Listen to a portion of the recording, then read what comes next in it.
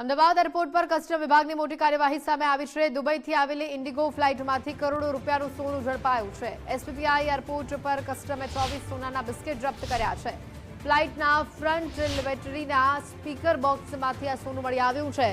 Plastic ટેપમાં 2 પાઉચમાં સંતાડવામાં આવ્યું હતું। આ સોનું 4.26 કરોડથી વધુની બજાર કિંમતનું આ સોનું જેને જપ્ત કરવામાં આવ્યું છે। ભારતમાં સોનાની દાણચોરીના પ્રયાસની આશંકા। જપ્ત કરાયેલા સોનાનો કોઈ દાવેદાર પણ સામે નથી આવ્યો।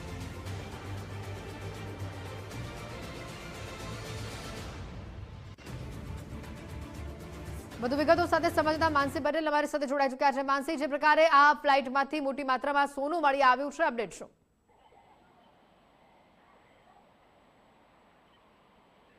જી માનસી।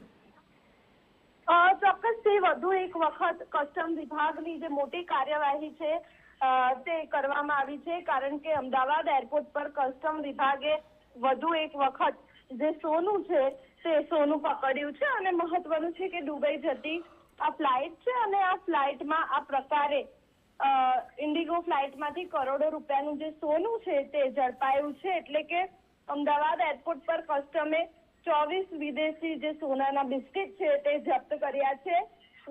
વાત કરવામાં આવે તો કાળા પ્લાસ્ટિક ટેપમાં લપેટીને 2 પાઉચમાં જે સોનું હતું તે સંતાડવામાં આવ્યું હતું અને કુલ 2 પોઈન્ટ કરતા પણ વધારે કિલોનું જે સોનું છે તે હાલ કસ્ટમ વિભાગે જપ્ત કર્યું છે। અને જપ્ત કરેલા સોનાની કિંમતની વાત કરીએ તો અંદાજે 4.26 કરોડથી વધુ જે કિંમત છે તે આ સોનાની છે। અને એરક્રાફ્ટ એન્જિનિયરોની મદદથી કસ્ટમે જે રિકવરી ઓપરેશન છે તે પાર પાડ્યું હતું, કારણ કે સોનું ભારતમાં દાણચોરીથી લાવવાનો જે પ્રયાસ છે તે કર્યું હોવાની જે આશંકાઓ વ્યક્ત કરવામાં આવી છે। અને જપ્ત કરેલા સોનાનો કોઈ દાવેદાર હજી સુધી સામે આવ્યો નથી। અને હવે કસ્ટમ એક્ટ એટલે કે કસ્ટમ એક્ટ હેઠળ જે બિનવારસી સોનું છે તે જપ્ત કર્યું છે। અને સમગ્ર મામલે કસ્ટમ વિભાગે વધુ તપાસ શરૂ કરી દીધી છે, કારણ કે દુબઈથી આવેલી ઇન્ડિગો ફ્લાઇટના ટોયલેટના સ્પીકરના બોક્સમાં જે સોનું છે તે છુપાવી રાખ્યું હતું। જી બિલકુલ માનસી, આભાર વિગતો બદલ।